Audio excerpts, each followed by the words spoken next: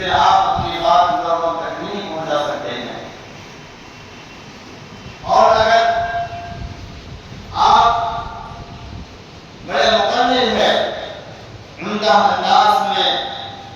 لوگوں کے سامنے بات رکھ سکتے ہیں، لوگوں کی صحیح رہنمائی کر سکتے ہیں، لیکن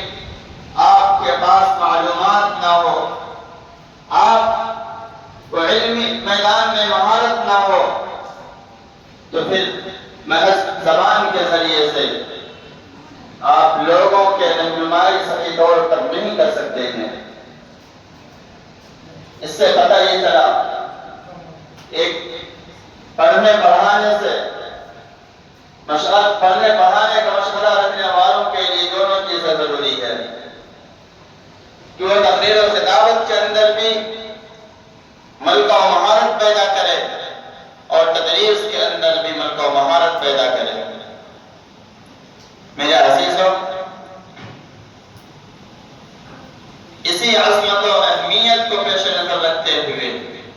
اس ضرورت کو پیش نظر رکھتے ہوئے جامعہ ہادہ نے اپنی قیمتی اوقات میں سے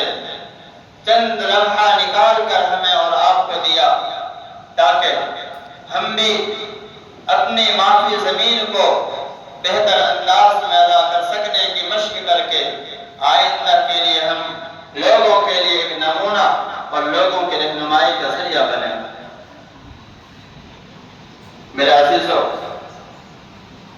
چونکہ وقت کی قلت دامنگیر ہے، وقت اجازت نہیں دیتا کہ میں اپنی بات کو لمبی کروں، اس لیے مختصراً،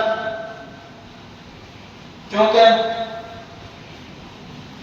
یہ ایک دینی مجلس ہے، یہ ایک دینی محفل ہے، اور ایک دینی مجلس اور دینی محفل کا انعقاد اپنے اسلاف و اکابر کے طرز عمل کو اپناتے ہوئے ہم سب سے مقدس کلام اللہ کے ذریعے سے کرنے جا رہے ہیں، کیونکہ